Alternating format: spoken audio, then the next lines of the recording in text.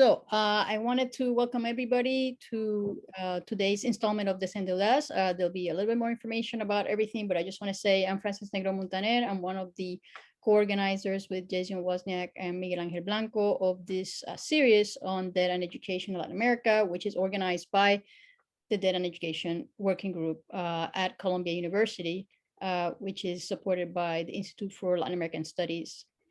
So now I just want to pass it on to my co-organizer, Jason, who's going to tell you a little bit about what animates this series, and then Miguel will tell you a bit more also about upcoming events and where have we been so far.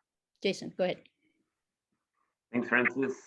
Pleasure to be here with everyone, and really looking forward to these talks. Gracias a Francis, es un gran placer estar aquí con todos.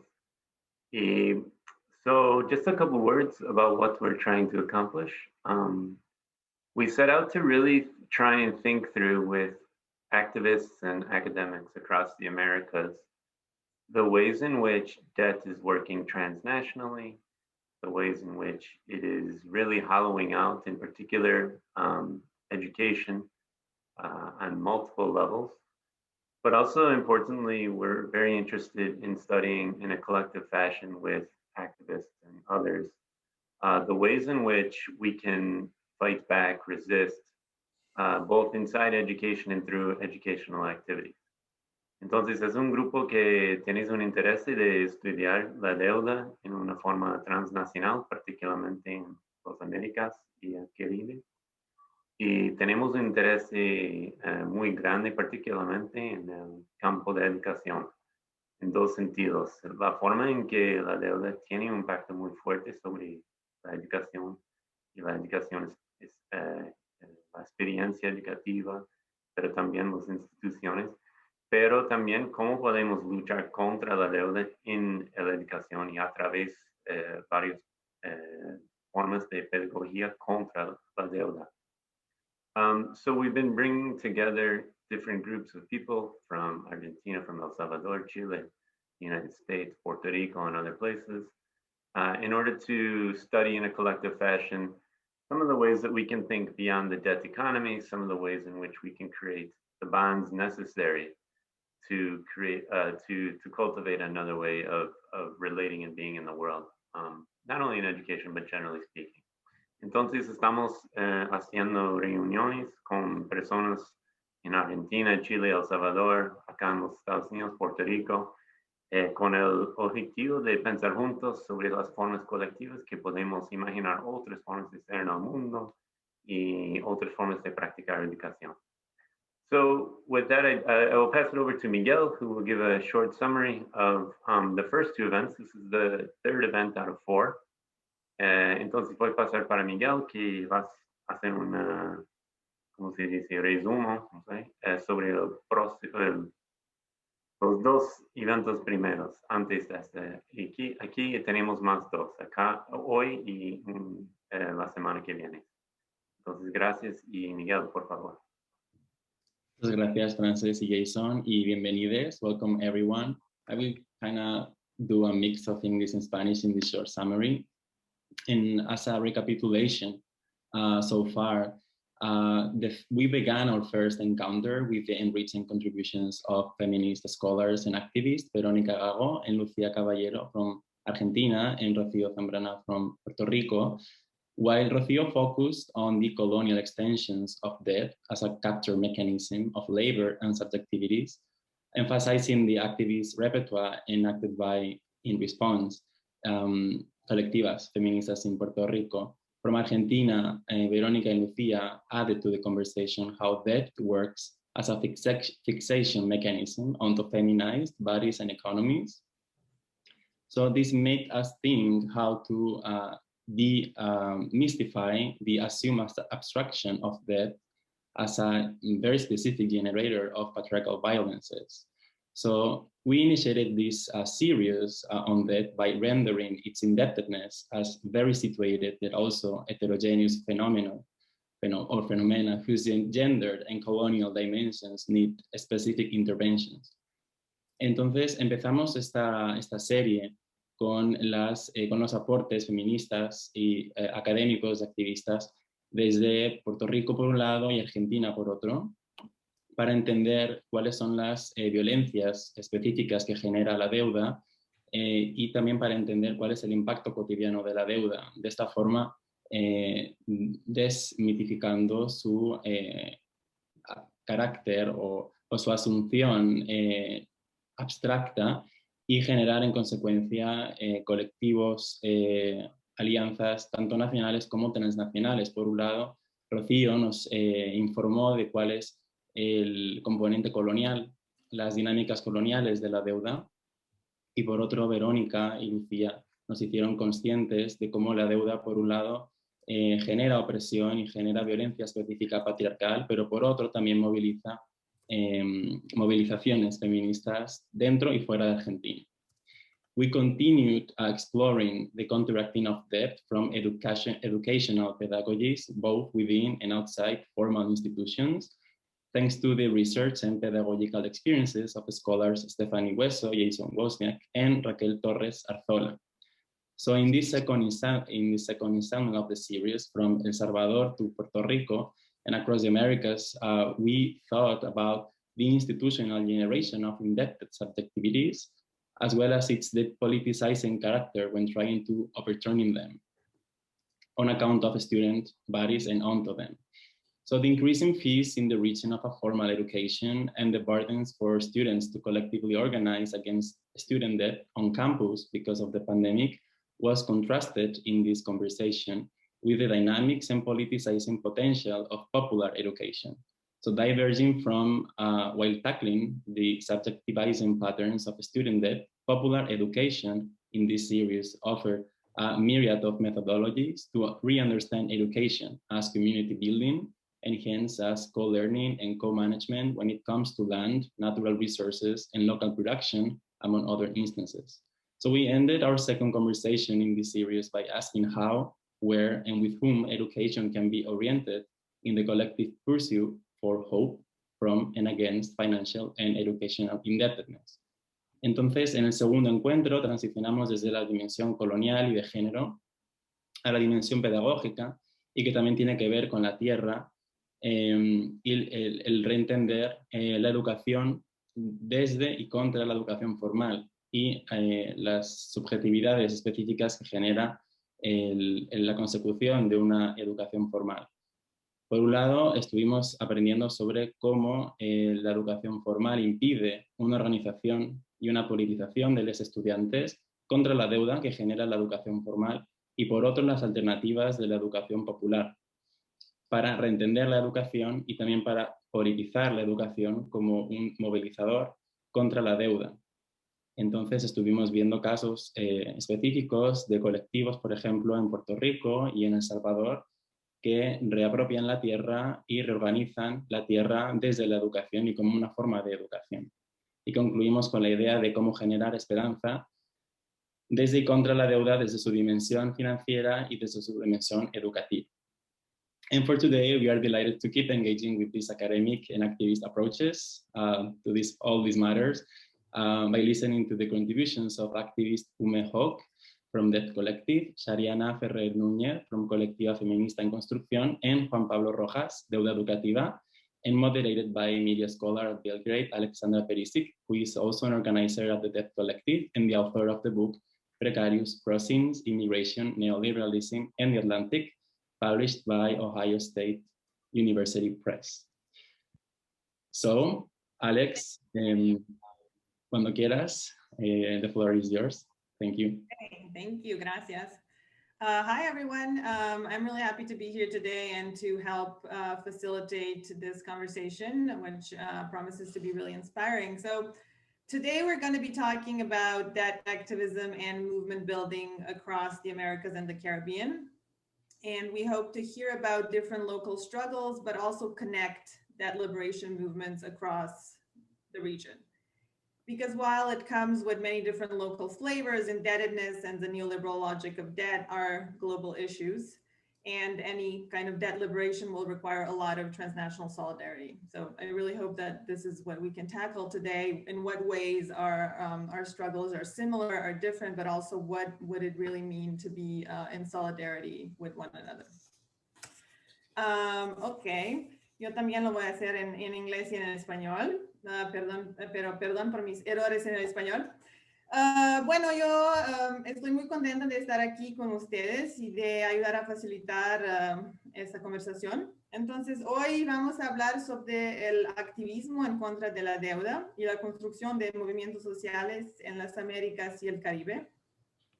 Esperamos de un lado aprender sobre diferentes luchas locales, pero también conectar los movimientos de liberación a través de la región.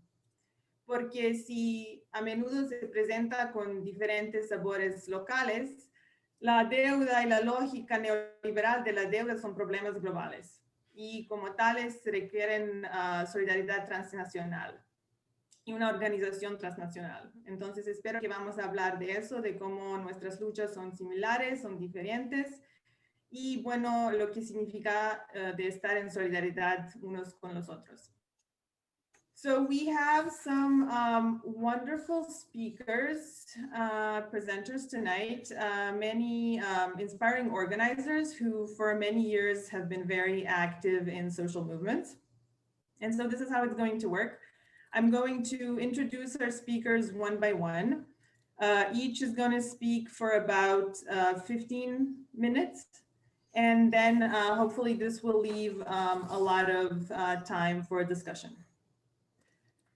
So, hoy tenemos con nosotros organizadores inspiradores que desde hace muchos años han sido involucrados en movimientos sociales.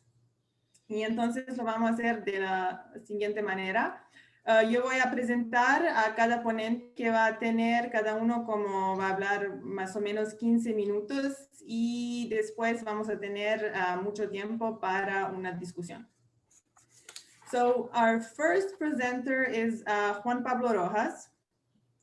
Juan Pablo Rojas is the founder and the coordinator of Deuda Colectiva, a Chilean-based political organization fighting for student debt cancellation, the end of tax withholding, and the termination of educational privatization. Through the portal Defensa Educación, Juan Pablo offers an integral civil, judicial, and banking counseling, tackling indebtedness and the strategies to counteract its related violences.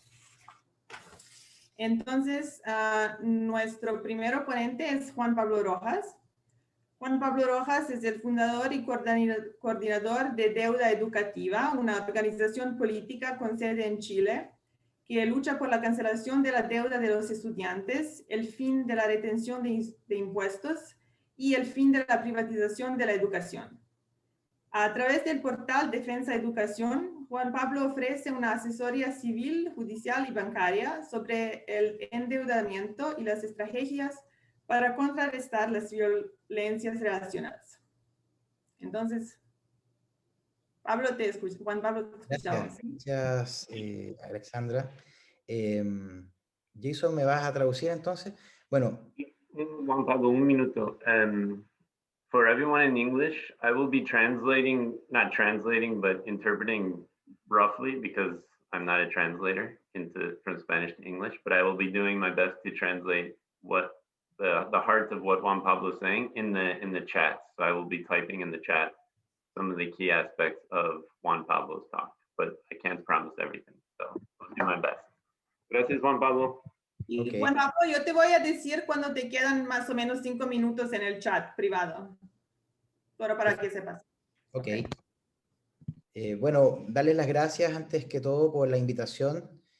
Como Alexandra señalaba, esto es una lucha que tenemos que internacionalizar para poder unir estas causas que finalmente se resumen en lo mismo: terminar, abolir deudas originadas con derechos sociales, y es algo que en mi país, en Chile, ha ocasionado muchas víctimas de un modelo educacional de mercado que está dejado hoy día a los bancos que están financiando la educación en Chile, y con esto muchas víctimas de un modelo educacional que ha cobrado ya 2 millones de personas endeudadas con los bancos, y que es algo que viene desde políticas públicas. Es el Estado de Chile el que a través de estas políticas públicas y con leyes ha endeudado a 2 millones de jóvenes, y justamente es lo que nosotros a través de Deuda Educativa hemos estado desde el año 2013 buscando terminar, abolir las deudas de educación y pasar a un Chile con derechos y no con un mercado. Jason, había yo preparado una presentación que se la envié a Jason, que me gustaría si se pudiese proyectar.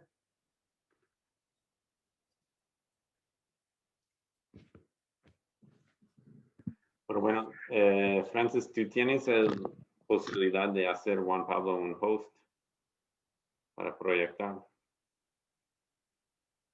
Tal vez lo puedo proyectar yo, ¿qué tal?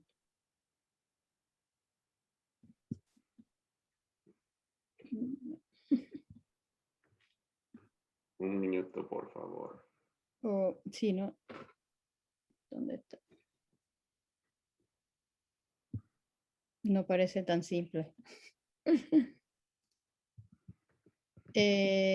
Juan Pablo, ¿puedes proyectarlo tú o no? No, no puedo hacerlo porque lo tengo en otro computador. Pero puedo, si es necesario, puedo hablar desde acá. Empieza y yo sigo manejando. Ok. Bueno, en Chile, desde el año 2009 empezaron a realizarse salidas del movimiento estudiantil chileno a las calles, exigiendo lo que buscábamos nosotros, que es la condonación, que es la abolición, el fin de las deudas de educación superior principalmente, en donde hoy día existen millones de universitarios, de estudiantes, que tienen créditos, una política de créditos creada por el gobierno de privatizar la educación. Entonces, nosotros creamos esta organización de deudores educativos que busca terminar con un modelo de financiamiento educacional que viene de herencia de la dictadura militar. Antes de la dictadura de Augusto Pinochet, la educación en Chile era gratis, era gratuito acceder a la universidad, a la educación superior. Pero desde que llega Pinochet empieza a privatizarse la educación, se empieza a crear una política de créditos que encarecen notablemente la educación superior en Chile. Y cuando llega la democracia a Chile, luego de la dictadura, los gobiernos de la democracia, lejos de terminar con el endeudamiento, siguieron creando créditos, ahora con bancos, y agravando el problema detrás de las deudas de educación.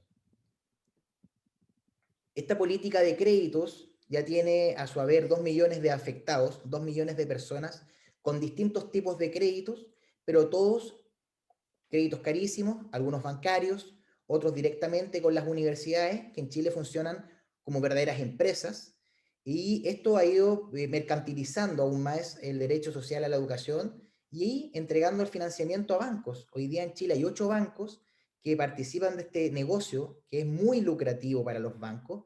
Ya tenemos 16 años con el último tipo de crédito, que se llama crédito con aval del Estado, CAE, es la sigla que lo caracteriza. Y vamos a la siguiente lámina. Y estas políticas de créditos fueron creadas por políticos. Aquí vemos al expresidente Ricardo Lagos, que fue uno de los artífices de la vuelta a la democracia en Chile, y él es el creador del crédito con aval del Estado, el crédito que hoy día tiene endeudado a 1 millón de jóvenes y que los endeudan con bancos detrás de estos créditos. A su lado está el exministro de Educación Sergio Vitar, otro de los creadores del crédito con aval del Estado, y durmiendo abajo está el exministro Nicolás Eyzaguirre, que Nicolás Eyzaguirre fue ministro de Hacienda, tenía que ver con los erarios nacionales cuando se creó esta política pública, y también fue ministro de Educación. O sea, tenemos a Ricardo Lagos, que también fue ministro de Educación antes de ser presidente, Sergio Vitar, ministro de Educación, y Nicolás Eyzaguirre, otro ministro de Educación. Vamos a la siguiente.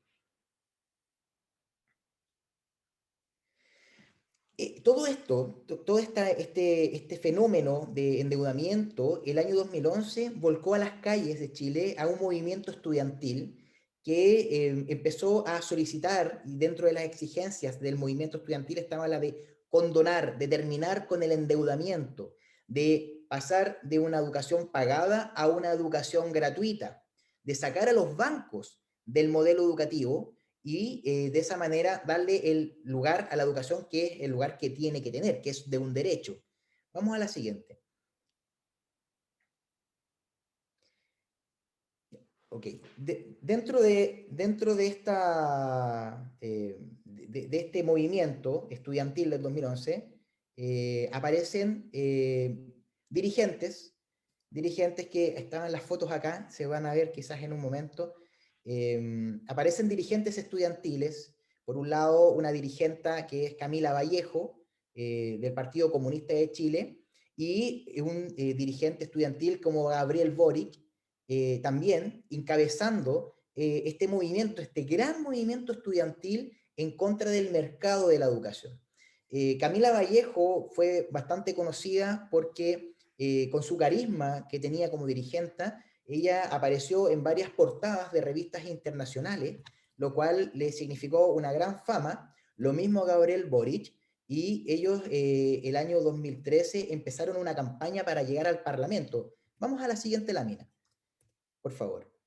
Entonces, este movimiento empezó a politizarse, se politizó, como es la politización de la deuda a nivel mundial, y quien estaba de candidata presidencial era Michelle Bachelet, en su segundo gobierno, que empuja a ella la educación gratuita, la gratuidad en la educación, que era lo que desde la calle veníamos pidiendo que existiera, junto con estos dirigentes, Boric, Camila Vallejo, Giorgio Jackson y otros dirigentes que llegaron luego al Parlamento. Se convierten de dirigentes, se convierten en diputados de la República, y es en donde nosotros, los endeudados, víctimas de esta educación, vimos una tremenda oportunidad de que esto fuera el comienzo de terminar con esta educación, con un modelo de mercado en nuestro país, y en donde por lógica la condonación, la abolición de las deudas de educación tenían que existir.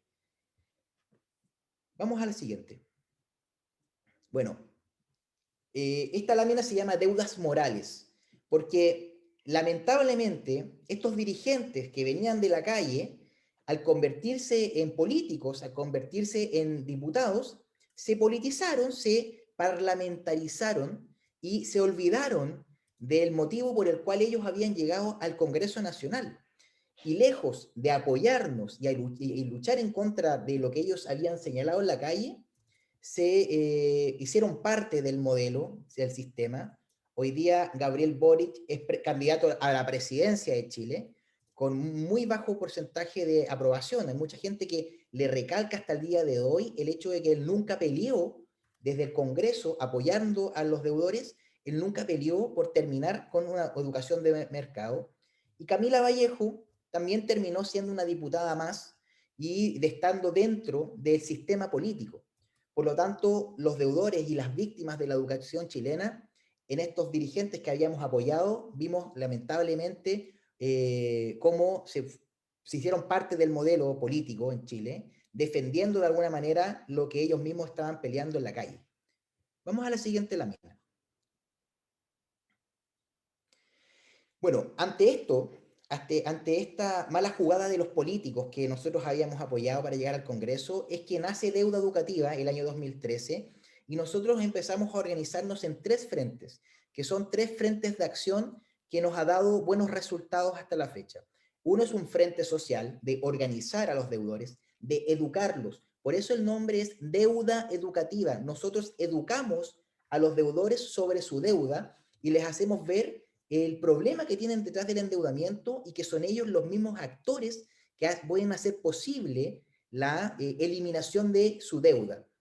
Un frente judicial a través de los tribunales de justicia en donde defendemos a los deudores. Hoy día ya tenemos más de 1000 deudores que hemos librado de los bancos a través de procedimientos judiciales exitosos, y también un enfrentamiento político. En ese enfrentamiento político, que es esta tercera arista, nosotros de manera responsable y también colaborativa y propositiva, creamos proyectos de ley que tratamos de meterlos en el Congreso Nacional a través de algún parlamentario que nos pueda apoyar para que esto se convierta en ley. Gracias a eso ya tenemos una ley que se convirtió, o sea, un proyecto de ley que se convirtió en ley, que eliminamos los registros financieros negativos de los deudores de la educación y presentamos esta semana otro proyecto que busca la condonación de las deudas de educación.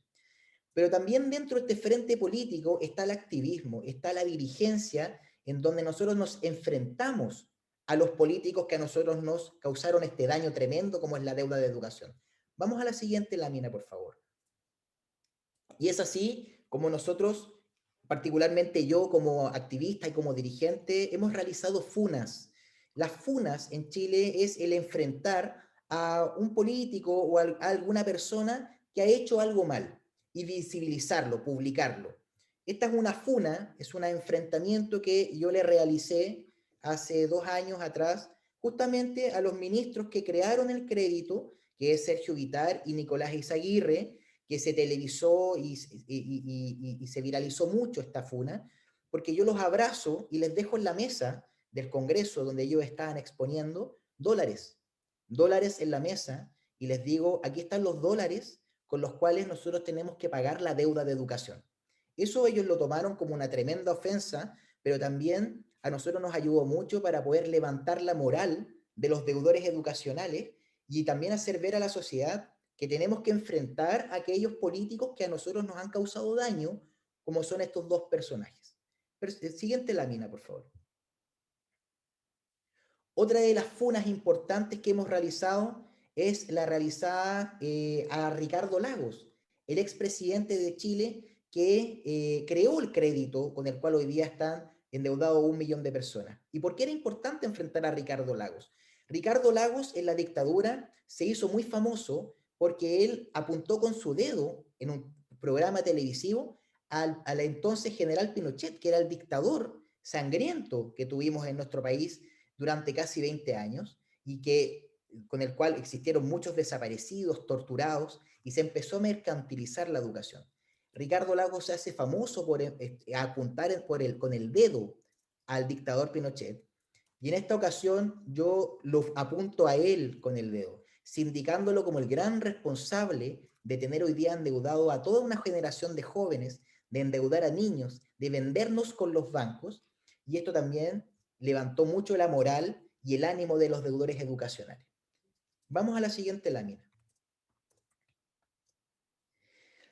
Nosotros también hemos salido a la calle y esta organización se ha ido robusteciendo a medida que van avanzando los años. Hemos podido hacer lazos con políticos y con diputados que nos han apoyado en nuestros proyectos de ley. Y esta es una foto de una actividad que hicimos en la calle desde Santiago antes del estallido social del año 2019. Siguiente página, por favor. Hoy día, en el marco de que ya tuvimos en el año 2019 un levantamiento social importante en Chile, un estallido social en donde la gente, el chileno se cansó de los abusos, se cansó del mercado, se cansó de tener un presidente de la República como hoy día es Sebastián Piñera, que es un empresario, es un multimillonario que nos ha vendido a través del modelo de pensiones, al modelo de educación, el modelo de salud. Hoy seguimos en nuestra lucha creando proyectos de ley. Tenemos la certeza que estas leyes de endeudamiento se pueden terminar, hay que derogar, abolir estas deudas, y eso se hace en el Congreso. Nosotros no tenemos representación parlamentaria. Ninguno de nosotros de deuda educativa ha entrado al Congreso Nacional como parlamentario, como diputado, por lo que hemos tejido una red de apoyo con diputados distintos a los dirigentes que les nombré anteriormente, y tenemos una ley que se ganó, que es la ley Chao-DICOM. DICOM es un informe comercial, directorio comercial, DICOM, que tenía a miles de deudores educacionales en sus nóminas, de manera que no podían acceder a trabajos, no podían arrendar una casa, no podían comprar casa y otros problemas más. Eso lo ganamos y eso se eliminó. Y tenemos otros 2 proyectos que han sido creados a través de esta bancada por la condonación universal de las deudas de educación, que son políticos y a través de los cuales nosotros también estamos permanentemente observando que hagan las cosas bien, que no se aprovechen de este movimiento, como lo han tratado de hacer otros anteriormente, y que se hagan cosas concretas. Y para nosotros lo concreto hoy día es buscar la condonación universal de todas las deudas de educación. Siguiente página. Bueno, para terminar, lo que Deuda Educativa hoy día está haciendo es levantar una campaña de testimonios que la titulamos Mi deuda me cagó la vida. Quizás es fuerte la palabra, pero esa es la sensación que todos tenemos hoy día por haber estudiado en la universidad. Sentimos que nos cagaron la vida con estas deudas de educación. Hay muchas personas que nos han enviado los testimonios en donde ellos se arrepienten de haber accedido a la educación porque tuvieron que endeudarse con los bancos.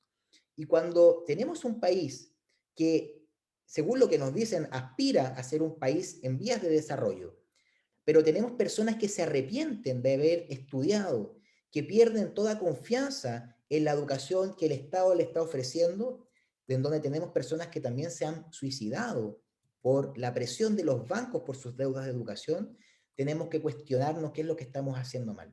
Estamos haciendo esta campaña, hemos recibido muchos testimonios que vamos a compilar en un libro que vamos a publicar y se lo vamos a entregar al presidente de la República para ver si es que se conmueve y como está en sus manos solamente en nuestro país poder terminar con las deudas de educación, pueda condonar de una buena vez las deudas que nos han cagado la vida durante 30, 40 años en nuestro país.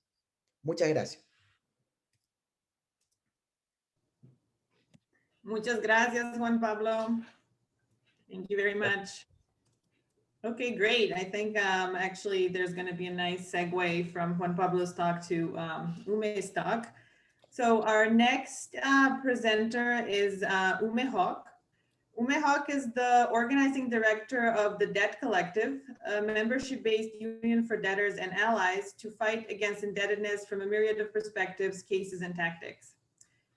Ume has earned a Bachelor of Arts in English and Mass Communications at Texas State University San Marcos and an MA in International Politics from University of Surrey. Throughout her career, Ume has worked as a media coordinator and organizing director in a number of unions like the Transport Workers or the National Domestic Workers Alliance. Ok, ahora vamos a pasar a nuestra segunda oradora, que es Ume Hawk. Ume Hawk es una de las directores del Debt Collective, un sindicato para deudores y aliados que luchan contra el endeudamiento desde una mirada de perspectivas, casos y tácticas. Ume tiene una licenciatura en inglés y comunicaciones masivas de la Universidad Estatal de Texas, San Marcos, y una maestría en política internacional de la Universidad de Surrey. A lo largo de su carrera, Ume ha trabajado como coordinadora de medios de comunicación y como activista en varios sindicatos, incluyendo el Sindicato de Trabajadores del Transporte o la Alianza Nacional de las Trabajadoras Domésticas.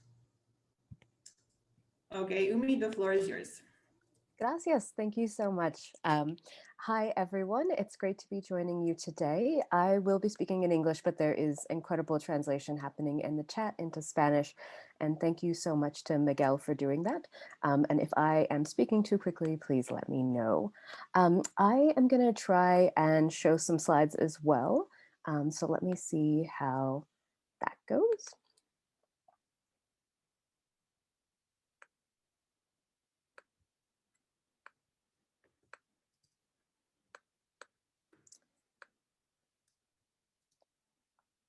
Awesome. Okay. I'm hoping that everyone sees a big red box. Fantastic. So as Alex said, I am the Debt Collective's organizing director. The Debt Collective is a union of debtors. So people who hold debt themselves or people who have suffered from debt or don't want others to suffer from debt, who are all fighting together for a world where we have housing, healthcare, and higher education for all. And the Debt Collective comes out of some pretty shocking facts about the state of debt in the United States. There is just an exponential amount of people in this country who are suffering from, be it medical debt or student loan debt or different types of debt. The average American is now dying with over $60,000 worth of debt. 45 million people in the country have $1.8 trillion in student loan debt. There's over $1 trillion that's in credit card debt. And medical debt is the leading cause of bankruptcy in the country, with almost 60% of people who file for bankruptcy and say that they can no longer pay for any of their debts or anything, being forced to do that because of having to deal with medical debt and just trying to get medical treatment when they are ill. So as you can imagine, that has gotten much, much worse over the pandemic, with millions more people taking on more medical debt over the past year as well. There's also a very significant predatory aspect of debt in America, in the United States, specifically speaking to a racialized and gendered aspect of it. The majority of debt, be it any types of debt that I just spoke about, is held by Black and Brown communities and other communities of colors and Indigenous communities as well. The majority of people who are holding that debt and suffering every month and every day as well are women. And many of the corporations and companies that target more debt, so lenders or mortgage companies or for-profit colleges and loan companies will target women and people of color as well to take on debt. So there's a significant gap between the amount of debt that people have based on their race, which also translates to another aspect of racialized capitalism in the country, which is wages as well. So not only are people of color holding more debt, but they're also making less money in the workforce, which is just compounding the amount of debt that they have. To really respond to this, the Debt Collective has been organizing around this issue for a long time, over a decade. And I am honored to be a part of that organizing, but there are many people who are founders of this movement who come directly from the Occupy movement, where they were calling for a change in debt and a change in the way that we think about money in this country, really calling on the 1% or the top people who are the richest to actually make sure that they are paying their fair share. And out of that movement, there was born other tactics and strategies that we have used to be able to build consciousness around debt and also build power around debt, to take it on and to really transform our economic system. And so what became apparent in that work and in other tactics and very creative strategies that the Debt Collective in previous iterations and organizations tried, like for instance, we have an arm called the Rolling Jubilee, which is a tactic where we can crowdfund money and use that money to pay off mass amounts of debt. And in doing so, we've been able to raise hundreds of thousands of dollars and pay off millions of dollars in debt. But that is a one-to-one transaction that still perpetuates the overall problem of debt in this country. And so our movement and the Debt Collective really takes inspiration from labor organizing and seeing how you can bring people together to take on issues that some people might think are individual issues, or that you can only deal with on a one-to-one problem, like I don't like my hours at work, or I have $10,000 worth of debt, and instead collectivize around this issue and actually be able to build power around it. And so just like workers are coming together to change their industries, we are bringing debtors together to be able to build power together and take on banks and corporations and other people who are holding our debt, because just like withholding your labor is a way of making a big impact at your workplace and being able to change your conditions of work, we can see that withholding our payments of debt, if you have enough people doing it as a collective action, is a really powerful way to take down a bank or a corporation or make an impact. And so that is why we are a union of debtors, and we're building a new type of union to be able to really respond to this really dramatic situation that we're in around all of the debt that's held in America. And so, as we love to say, if you owe the bank $100,000, they own you. But if you owe the bank 100 million, you own the bank. So if we are able to bring enough people together to hit the numbers to really make to stop the banks from being able to operate, we'll be able to really bring them down and change things. And so by building a union of debtors, we're really trying to achieve that. And we've seen some successes in our work already. And I just wanted to speak to some of those examples. Most of our work has been really focused on the student debt space, which is why it's really exciting to be able to follow Juan Pablo and hear about the similarities in the struggles. As I mentioned before, 1.8 million people in the United States have $45 million, 45 million people have $1.8 trillion worth of debt. And so we started working and organizing with our Corinthian campaign, which was actually focused on a for-profit university called Corinthian College, where it was an exploitative school. It was a for-profit school, which means that they were literally making money from students going to that school, and they were exploiting those students. And the school was not able to provide the educational experience that students needed. And then it was also going into bankruptcy itself. And so these students came together and organized a debt strike where they refused to pay their student loans.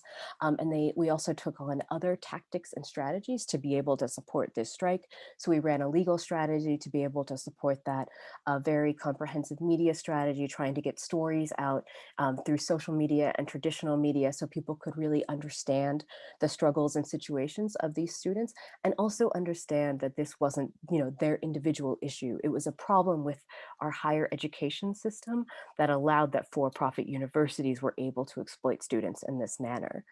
So we had students on strike, we had lots of community support and media support, lots of conversations with politicians, and we also built our own tools and technology to be able to overwhelm the system in the United States to actually get the federal government to intervene as well and respond to this.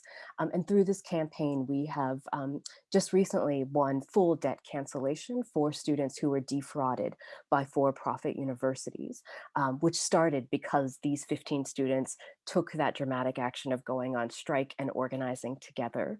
And so the recent win that we had through the current administration was full cancellation of 72,000 students' debt, which will be over $1 billion. And so building off of the energy of the Corinthian campaign and the fact that our movement has worked so hard in this space to really talk about student loan debt, especially, and how it's harming so many people, we started working on our current campaign, which is the Biden Jubilee 100. During the presidential campaign and election, Joe Biden, who's now president of the United States, said that he would cancel some debt, which is really because of all of the conversations and struggles that we've had, including and especially that Corinthian campaign, to really highlight the work and the experience of student loan debt and what it means for people. And so Biden committed to canceling some student loan debt, but we demand that all of it be canceled because of the horrific injustices of student loan debt. And so we launched a campaign on Inauguration Day when Joe Biden was sworn as president, calling on him not only to fulfill his campaign promise of canceling some debt, but to in fact go farther and cancel all student loan debt, which he can do. He has that authority, and to also build a pathway to tuition-free college, so that not only do we deal with the current debt and the challenges people are having, but making sure that we're building systems and infrastructure into the future that will allow that no one will have this problem again. And so since January, since we launched this campaign, we had 100 people who went on debt strike again, utilizing that same tactic of people saying, I am not going to pay my student loan debt until this debt is canceled. I'm actually one of those student debt strikers. And then we also augmented that with many other different strategies. So taking that economic power and building with it lots of protest power. So we had actions and rallies all over the country through national days of action and coordinated actions. These are some photos of the incredible city of Philadelphia, where we had numerous protests and are building local power. So we're building protest power, economic power, narrative power by having our people who are on strike, as well as allies and supporters of the campaign, coming together and sharing stories about what debt cancellation would mean to them and how much debt that they have. having online events to be able to build community and build strength together to talk about all of that. People are also working directly to advocate on a federal and state level with representatives, really calling on Joe Biden to cancel debt, meeting with federal representatives. And so we've also got federal politicians on side calling for cancellation, as well as we have states and cities that have passed local resolutions that have really been driven by our activists and members that are also calling on the federal government to cancel this debt, highlighting how this debt is an issue that is not only important to individuals, but our whole communities, and how much it would change the lives of so many people everywhere in this country if they were to cancel that debt. And we're going to continue the fight on this because it has been Joe Biden's first 100 days and the debt hasn't been canceled, but we have seen progress in terms of shifts in the way that he's talked about the amount of debt that he could cancel and some legal authority that he's asked people to look into to see if he has the authority as well. So we're going to continue building up this struggle and making sure that we're taking to the streets and sharing about the fight and getting more people involved so that we can ensure to win this and transform higher education so it doesn't happen again. So that's a little bit about that campaign that we're working on. As a union, we have seen many different outcomes. So here's just a little bit of the outcomes that we've seen in the work that we've done. So we've canceled more than $2 billion worth of debt. That's in the student loan cancellation campaigns, as well as utilizing that tactic I talked about before by buying debt on the secondary market and canceling it and using that as a way of helping people understand what debt is and why it shouldn't exist. We have really normalized the idea of student debt cancellation and the idea that this is all possible, and we're building a movement around that with all different kinds of coalition partners and a union. We are directly recruiting members, be it paid or unpaid membership, to be a part of this movement and to develop with us the further strategies that we're going to use to really transform the idea of debt and get rid of it entirely and ensure that we have college, housing, and education for all. And we're working to expand to other debt types. So later this year, we'll be able to take on the more holistic approach that we've always wanted to talk about, looking at other debt types because of the dire situation people are in around bail debt, housing debt, utility debt, all of the other things that we need to deal with so that people can fully have their lives transformed. And our overall plan is that the way that we are working is that we are trying to build this economic power through these campaigns to win mass cancellation and pass policies, really looking at how we can advance the economic and racial justice. We use many different tactics for that. We have tools to directly support people through debt disputes and legal solutions and loopholes for their own debt. We have debt strikes, like I talked about before, and strategies that really take on people and targets directly. We do a lot of work with narrative work and culture change, trying to really get into the media and talk about the experience of debt. But we're also working to make sure that we're building a multiracial working class movement that's really focused on our members and member-based and member-led, and that we're building coalition with others along the way too, because debt is such an intersectional movement and it touches on so many different aspects of people's lives. So we believe that by bringing all of these things together and really building a movement, we'll not only be able to cancel all student loan debt, but really take on all the other household debt types that we want to, and hopefully work internationally as well to really tackle some of these big debt players that we really need to all deal with together so that we can transform every country and economy. And that's all from me. Thank you so much, Yume. So unfortunately, our third speaker for the day, Shariana Perez Nunes, was unable to join us. And I think, Francis, you wanted to say a word about that? Yes, she sent me a message saying that she was engaged in a protest now around the estado de emergencia on gender violence in Puerto Rico. There have been several murders of women for some time, but there have been recent ones that have garnered a lot of attention, and that she was involved in a protest. So hopefully when this webinar goes officially online, we might be able to incorporate her in some way. But that's why she's not present today, which means that Alexandra, take it away with starting our conversation. I think there's a lot to talk about as is. Sure, absolutely. Yeah, so this will give us a little bit more time today.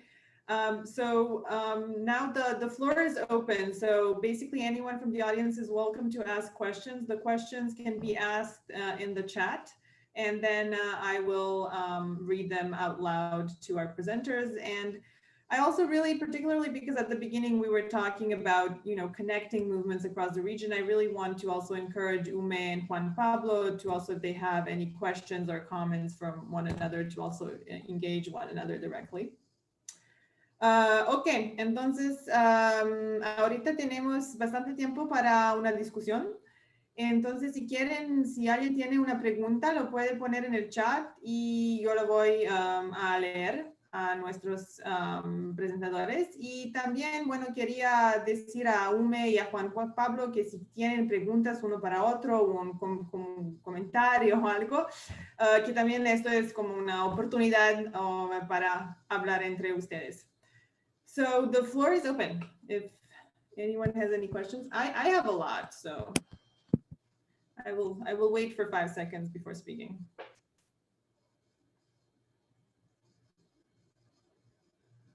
Okay. Tenemos una pregunta para Juan Pablo. ¿Cómo funcionó la condonación de la deuda estudiantil como consigna durante el estallido? Ups. Ok. La condonación era una de las consignas que en la calle, en el estallido social, más se escuchaban. Y es algo que el movimiento estudiantil actual, que con la pandemia ciertamente ha estado muy debilitado, pero que se sigue trabajando, es una de las ideas fuerzas detrás del estallido social. No es menor que los estudiantes que encabezaron el estallido social eran estudiantes que estaban buscando el fin de las deudas de educación. El estallido social comenzó porque estudiantes secundarios de colegios saltaron los torniquetes del metro, evadiendo los pagos. La evasión de los pagos es lo que levantó el estallido social. Y dentro de esa evasión estaba ciertamente el evadir los pagos del metro, del subterráneo, del tren subterráneo, pero también la evasión de las deudas de educación. Es algo que es una idea fuerza dentro del estallido social.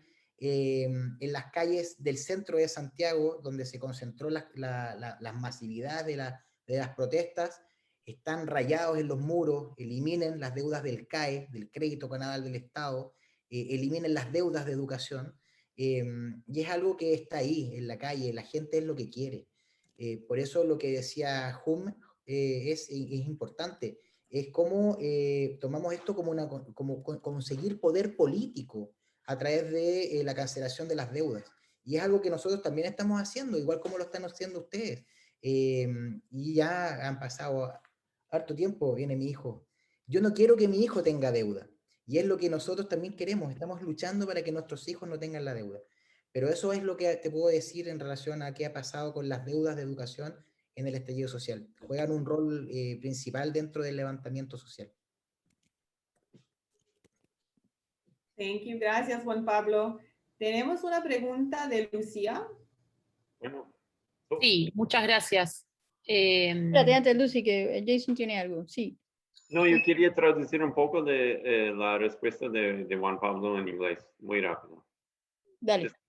Just about the question about how some of the ways that different groups were involved in the protest and raising debt consciousness and activism. So one of the, just to highlight a key point, because I can't translate it all, was how students not involved in the university, but like secondary school or high school, and even younger, were involved in starting a lot of the debt protests. And this was happening when they were a major movement to like, how do you say, jump over and not pay for subway transport.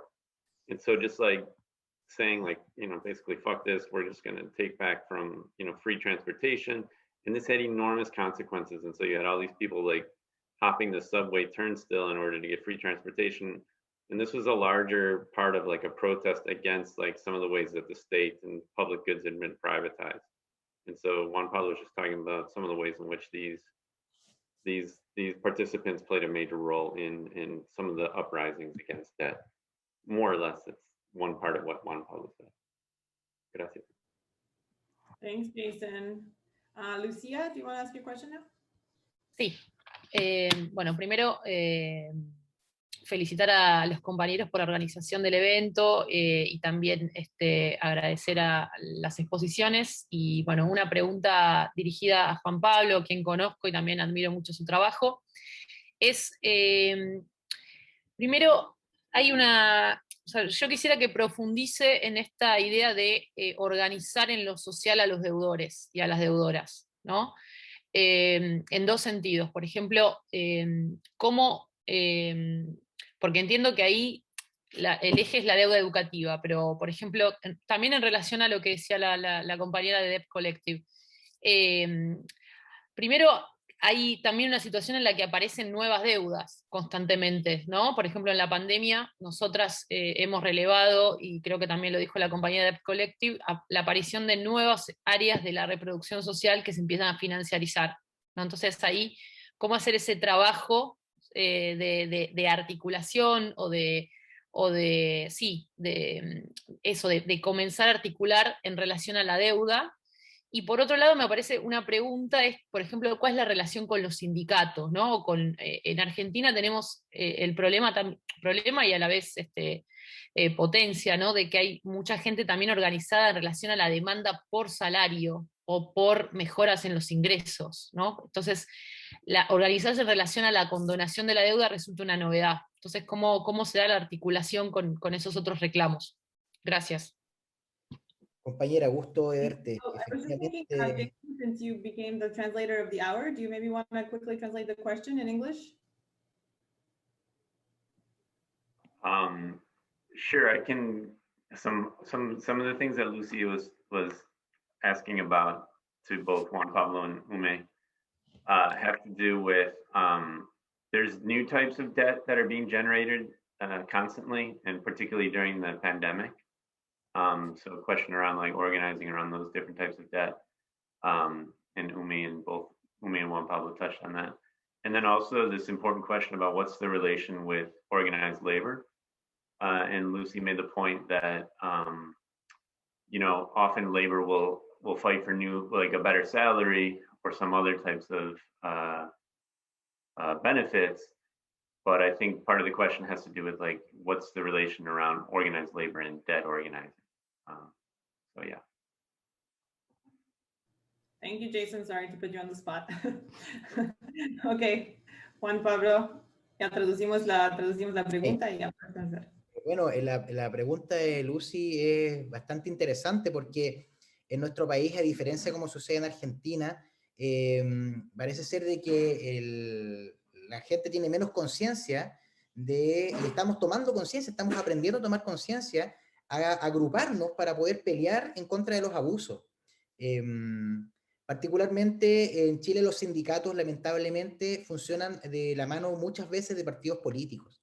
Y es el problema que nosotros hemos tenido. El 2013, cuando comenzamos el trabajo de deuda educativa, la intención era formar un movimiento político de endeudados que fuera transversal de todos los colores políticos, como es la deuda, que no diferencia colores políticos. Pero el problema que tuvimos con eso fue que partidos políticos intentaron constantemente infiltrarse en nuestra organización para poder utilizarla como una plataforma electoral. Porque tenemos, a ver, en Chile somos 18 millones de habitantes y de esos 18 millones, 2 millones tienen una deuda de educación. Es decir, un 10% prácticamente tiene deudas de educación. Es mucha gente. Y movilizar a estos deudores para salir a votar era algo interesante desde la vista electoral. Y es algo con lo cual hemos tenido que pelear durante todos estos años, evitar que se nos infiltren partidos políticos. Algo que pasa en Chile constantemente con los movimientos sociales. Por eso el estallido social del año 2019 es tan importante, porque este estallido lo que hace es asustar a la clase política, hace ver de que la gente no cree en la clase política de que dirige el país y sienten un rechazo hacia los partidos. Pero hoy día la organización, como la estamos planteando, es una organización de masas, es de concientizar a la gente, de movilizarla desde su independencia política, de no abanderizarla con nosotros.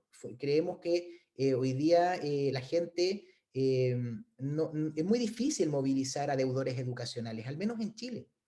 Los deudores de la educación salen de la universidad, egresan, terminan su carrera y luego se empiezan a dedicar a sus vidas de adultos. Por tanto, sacarlos a las calles hoy día a marchar es muy complejo, pero sí podemos hacer una huelga masiva, como es el llamar a no pagar.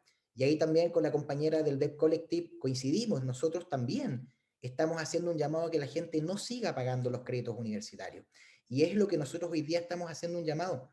Pero para eso tuvimos que preparar el camino, porque tenemos que ser responsables. No podemos decirle a la gente, deja de pagar tu crédito, porque el banco después te va a embargar, te va a demandar en un juicio, ¿no es cierto? Y te puede quitar tus cosas, tus bienes. Bueno, nosotros durante todos estos años preparamos el camino, estamos seguros que hoy día los bancos ya no pueden embargar a la gente, ya no existe el registro de morosos, y hoy día, 2021, tenemos creado el escenario para que la gente deje de pagar de forma masiva los créditos universitarios y que el Estado, el gobierno actual, vea en esto un problema que tienen que solucionar. Y la única solución es la condonación.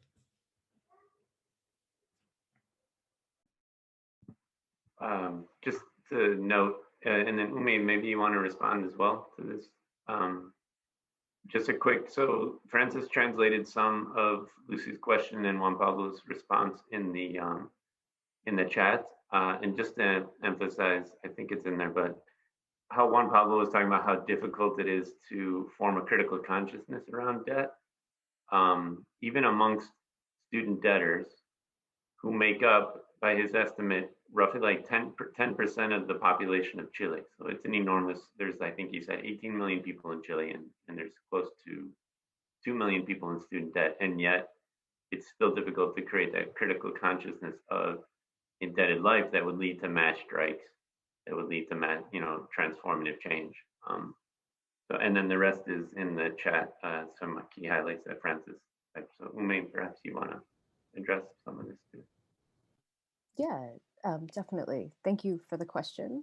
I think that one of the things that's happened because of the pandemic and debt in the United States is that people have become more aware of how bad and broken things are. And that one of the organizing opportunities that we've seen is how can we harness this energy that people have and this frustration that they're feeling and be able to convert that into organizing, into building power, into feeling like there's hope and a way for us to create change.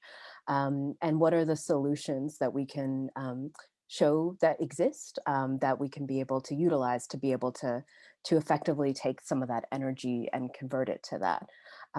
So I do definitely agree that like part of the work is really helping build that consciousness and have those conversations around political education and the nature of debt, but also part of the work that we've been trying to build is build those solutions that people can easily see that are winnable and that make sense and that we can build power toward so that we can continue to win. So what are the little wins that we can have along the way to then be able to effectively transform a whole system, because that's what we're saying needs to happen. So in the student debt space, that's been, starting with some smaller campaigns that could show that things like debt strikes work, and then being able to expand that and target things like the federal government. And along the way, making sure that we're listening to our members and our activists talk about other debt types that are impacting their lives so that we can think about what other campaigns and strategies that people would be motivated to work on together and that we could build power around together. So I think that's part of the thinking that we've been doing about like, how can we actually use this opportunity of the pandemic to be able to to do some of the things that we know have needed to be done for so long. And then speaking to the relationship between organized labor and debt organizing, there are definitely challenges within the traditional labor movement. And so one of the, we consciously try and build relationships with different types of organizations and movements that share overlapping principles and values. And I think that that is really important to move with that intentionality, to be able to not only work with others, but make sure that we're working together on shared goals. And also, one of the reasons I come from typical labor organizing, and it can be great or terrible depending on where you are and the context that you're working on. But the overall values of labor organizing, I think, really impact the work that we're doing around bringing people together, building community and a shared political analysis and a shared struggle, and taking action together, and building a movement into the future so that whatever we're able to win, like hopefully cancellation of all student loan debt, we can keep those wins into the future too and transform overall systems.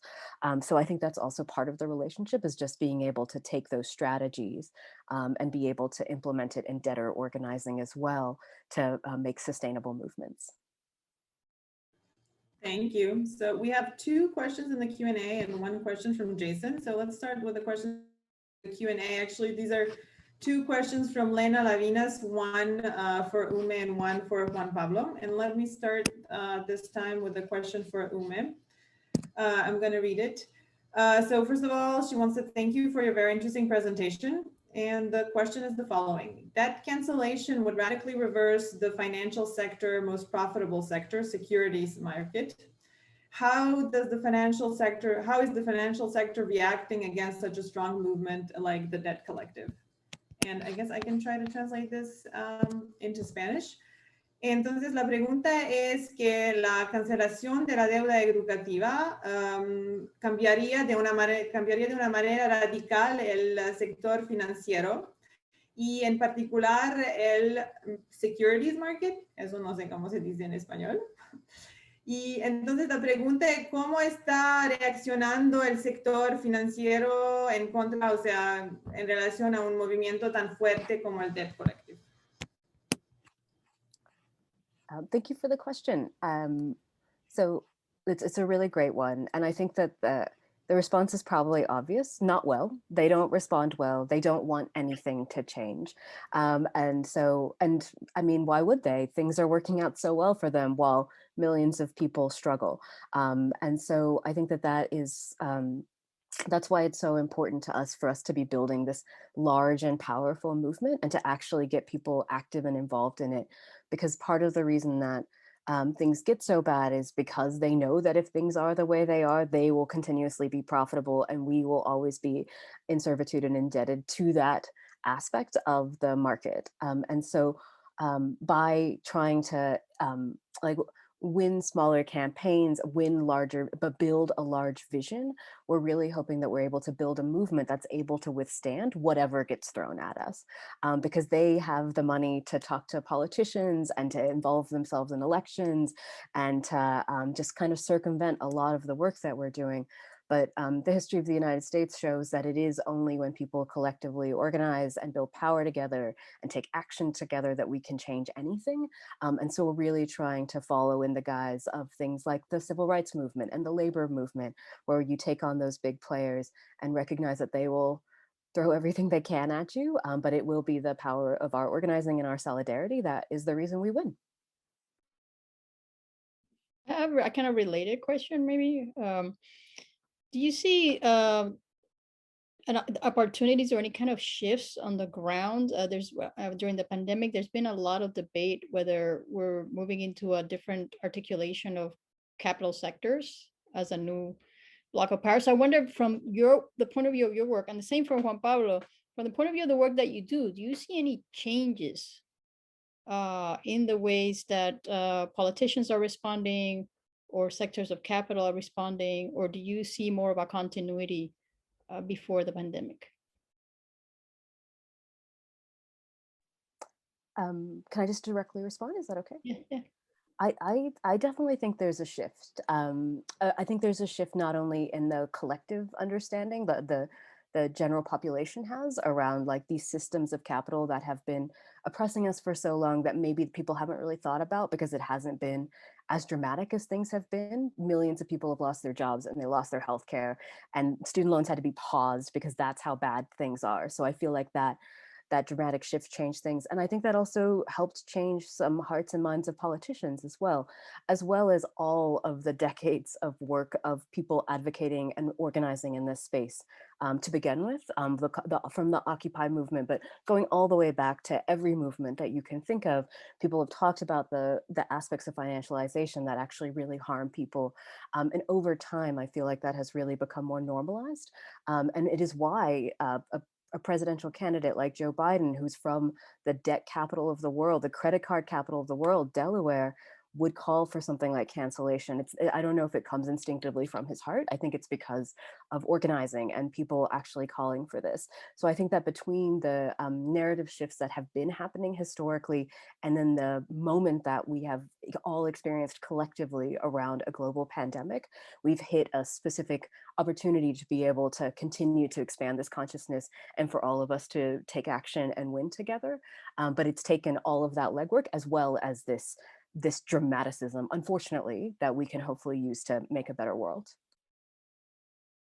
Thanks, Umi. Francis, do you want to also ask your question in Spanish so Juan Pablo can respond? Sí, Juan Pablo, mi pregunta es si ha habido bastante debate en este año sobre si han cambiado las articulaciones en cómo se maneja el capital, o qué sectores de capital son más importantes. También ha habido debate sobre el rol del Estado y si está cambiando o no. Y mi pregunta es si tú ves algún tipo de transformación que facilita o hace más complicado la labor que ustedes están haciendo antes o durante la pandemia o después, porque me está hablando de que hay unas aperturas ahora, pero yo me pregunto, ¿van a estar esas aperturas en un año o dos? Depende de si se normaliza la situación. O sea que si puedes abundar un poquito desde el punto de vista de tu trabajo, de lo que tú estás haciendo, ¿cómo teorizas esas otras cosas? Sí, es buena tu pregunta, porque en realidad esta apertura que nosotros estamos viendo hoy dice relación con la crisis política que estamos viviendo en Chile, en donde hay un presidente de la República que tiene un 9% de aprobación, y en donde la gente que ha caído en morosidad porque no tienen dinero para poder pagar, porque perdieron sus puestos de trabajo por la pandemia, ya son 380.000 personas. Entonces, hoy día esta apertura obedece a un populismo electoral para poder captar votos y llegar a la moneda. La moneda es nuestro palacio de gobierno, llegar al gobierno como próximo presidente de la República. Entonces, estamos viendo como candidatos presidenciales, las elecciones en Chile son en diciembre de este año, de derecha. La derecha en Chile siempre ha estado defendiendo a los bancos, al mercado, pero incluso hay candidatos de derecha que se abren a hablar de condonación. Pero nosotros sabemos que ellos no lo dicen de corazón, ellos lo dicen porque ellos ven en esto una oportunidad política, electoral para llegar al gobierno. Por eso nosotros tenemos que ser muy cautelosos y lo hemos sido. Hoy día la realidad en Chile es muy frágil, tenemos un sistema presidencial que está muy frágil, permanentemente está siendo salvado el presidente por los mismos parlamentarios, muchos de los cuales les mostraba yo en mi presentación, lo salvaron el año 2019 de ser destituido. Y eso también el pueblo, la calle, no lo ha perdonado. Y tenemos que ser muy cautelosos en cómo avanzamos en nuestro modelo de organización, que es solidario totalmente. Nosotros estamos buscando que se cancelen las deudas de educación porque vemos que esto ha sido una mala política pública, porque ha empobrecido aún más a las familias más pobres, las más necesitadas, que son las que tuvimos que acceder en algún momento de nuestra vida a estos créditos. Pero es una apertura hasta cierta parte falsa. Vemos los políticos que hoy día creen realmente que hay que terminar con las deudas de educación, son políticos que no están hoy día en la gran esfera política, no tienen grandes recursos, son los menos, ¿ok? Es por eso que nosotros avanzamos con cautela. Y yo no sé de qué manera el Debt Collective pensará esto hacia futuro, pero también nosotros hemos pensado en empezar a instalarnos en el Congreso, llegar nosotros a la política, a cambiar las leyes, a crear leyes que deroguen estas leyes de endeudamiento y también poder hacer visible a los bancos que les conviene la condonación.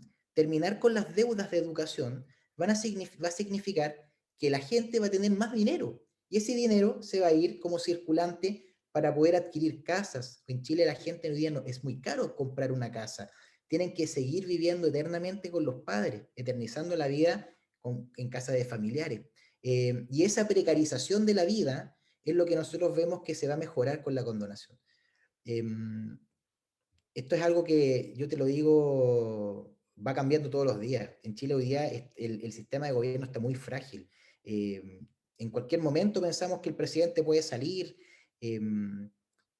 No tenemos algo certero donde trabajar hoy día. Por eso avanzamos con cautela, pero también estamos pensando en si en las elecciones de diciembre presentamos candidatos, apoyamos candidatos que desde el Congreso Nacional se metan en la política y cambien este modelo que es un modelo de políticas públicas que no resultaron. Gracias. Gracias, Pablo. Tenemos una pregunta más para ti de Elena Lavinas y la pregunta es ¿cómo la deuda educativa se está preparando a participar en la escritura de la nueva Constitución chilena? ¿Y cuáles son sus objetivos? And just to say it in English, so the question is, how is the deuda educativa preparing to participate in the draft of the new Chilean Constitution and what are its goals? Bueno, gracias por la pregunta. Lo primero es señalar de que nosotros hoy día, para escribir esta nueva constitución, estamos en un proceso de elecciones. En menos de 15 días son las elecciones en Chile que van a elegir a representantes que van a ir a escribir esta nueva constitución. Deuda Educativa no tiene candidatos, no hemos presentado candidatos porque somos una organización social, pero sí hemos apoyado a algunos candidatos que han firmado un compromiso con Deuda Educativa, con nuestra organización, de representar nuestros intereses en esta nueva constitución. Ahora, yo voy a ser bien franco. Esta nueva constitución se va a escribir no de la manera en la que mucha gente era la que esperábamos en Chile. No va a ser una asamblea constituyente, como era lo que la misma calle exigía. Esto es una elección que está creada por los mismos políticos que nos endeudaron, que se creó para salvar al presidente luego del estallido social, pero es lo que hay. Yo creo que la nueva constitución tiene que asegurar derechos, sacar al mercado dentro de, no solamente de la educación, también de la salud. Yo sé que en Estados Unidos también la deuda de salud, la deuda sanitaria es altísima junto con la educacional. En Chile es lo mismo. La vivienda también tiene que ser asegurada en esa nueva constitución. Nosotros para esta elección nos presentamos candidatos, estamos apoyando a 10 candidatos que estamos llamando que los deudores voten por ellos y estamos proyectando para la elección de diciembre, en donde creemos que podemos incidir de mejor manera, llegando al Congreso Nacional para terminar con las leyes que hoy día tienen endeudados a 2 millones de familias. Gracias, Juan Pablo. So we have a few minutes left, and Jason, you still haven't asked your question. Yeah, no, I just wanted to mark or note a current crisis directly related to debt on an international level. So in Colombia right now, there are massive protests in the streets against a tax, a regressive tax that the president wants to put on the people in order to pay international loans or in order to service Colombia's debt. And so they are killing protesters. Entonces en Colombia hay un momento muy difícil ahora en que el presidente quería un nuevo impuesto sobre el pueblo para pagar para la deuda nacional y internacional. Y hay muchas manifestaciones en la calle y el presidente y el ejército está asesinando a las personas inocentes. So I know there's really no simple solution to this question, but it does beg the question, what type of international solidarity is needed to I don't know, to address this somehow? You know, the Colombia is killing innocent people with US money, with US training of armed forces. The loans are international. You know, this is an overwhelming question, but what is to be done about this type of situation, and how do our local struggles connect to this? Because we've talked a lot about local struggles, obviously of great importance, right? Entonces mi pregunta es, ¿qué hacemos sobre esta crisis? Es una crisis internacional.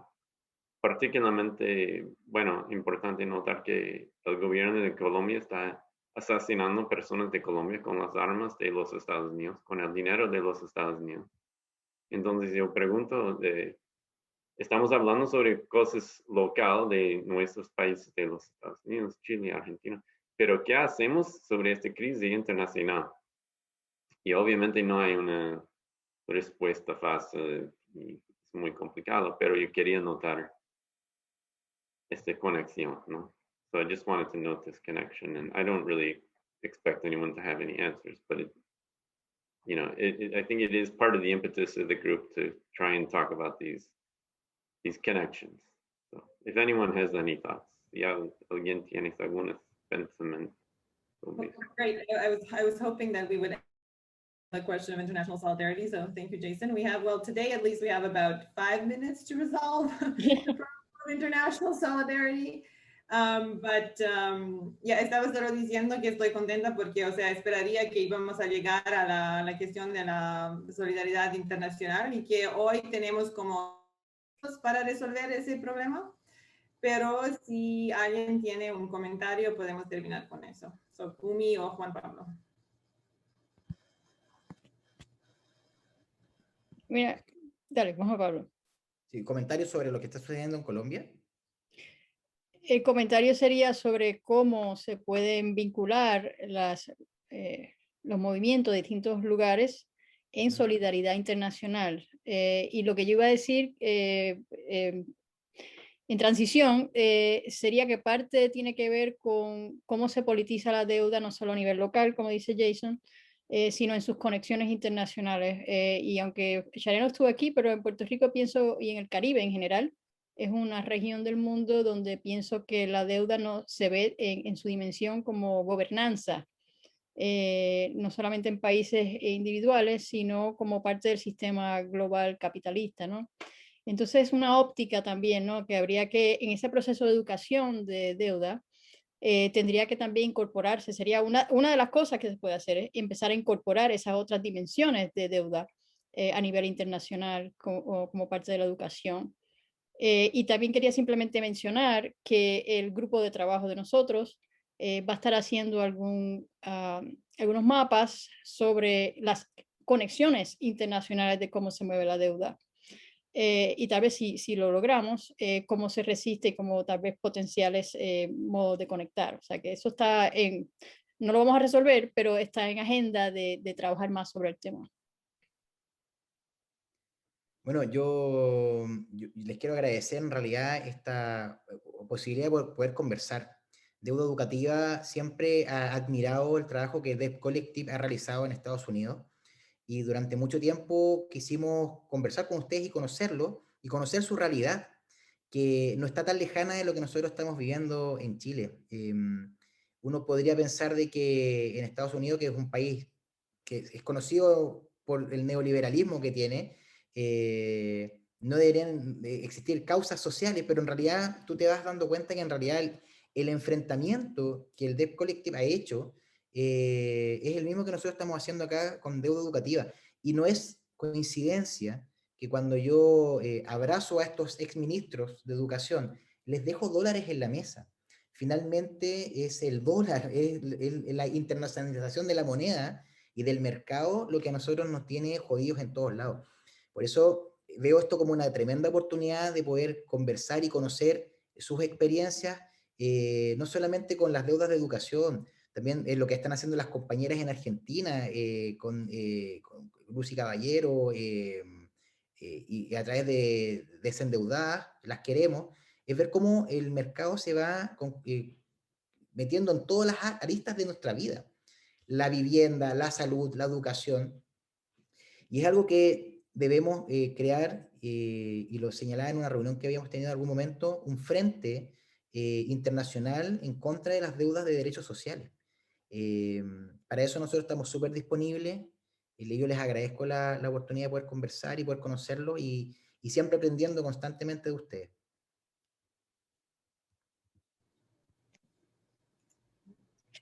Sorry, I'm just reading the translation because my Spanish is not amazing. Amazing. Okay, sorry. to also speak to this question, which is a really great one and such an important one, to really continue, I can never stop a metaphor midway, to really continue the debtors union as metaphor concept. I can really see a future in which we have, if we had debtors unions or organized debtors around the world actually coordinating internationally through debtors peak bodies, there would be a lot of opportunity for us to really collaborate and build powerful, not only local movements, but transnational and international movements, similar to, like, you know, the International Council of Trade Unions or something like that, something where lots of different debtors who are organizing locally could come together and strategize and plan campaigns. Because I absolutely see a lot of opportunities to hear about the heartbreaking things that are happening in Colombia, to know that the US is such a large part of it, for us to be able to take action and support and in solidarity with our membership or even just in the country. But I would definitely want to follow whatever kind of strategies or tactics the activists in Colombia were thinking would make the most sense to be able to achieve outcomes. And I also recognize that sometimes people don't want people in the US to intervene in problems for all of the right reasons. So it would be just so amazing to build, not only to continue this conversation together as activists, but to think about the ways that we could build collaboration networks all over the world so that we could be a part of responding in these issues, especially in context of what we talked about earlier on this call, which is like now there is an opening and a moment for all of us to be able to do something together, or do something locally and together. And wouldn't it be incredible if we built some networks to do that? So yeah. Thanks, Ume. So that is a great note to end the discussion for today. I just, before we part ways, I just wanted to ask either Francis or Jason and Miguel to just one the next event in the series, because now we're at the end. Miguel, want to do the honors? Yes, thank you all for this amazing conversation today. Muchas gracias a todos por esta súper importante y necesaria conversación. And we will continue with the last installment of the series next Wednesday. At the same time, there is a registration link possible at ILA's website if you want to check. And we will finish the series by focusing on Puerto Rico and by focusing also on the arts. So we will look at and hear about how the arts and activism come into place together in the fighting for debt, and also in the re-understanding of debt, also within and beyond financial realms. Y concluiremos la serie con una conversación centrada en activismo y artes, específicamente en Puerto Rico.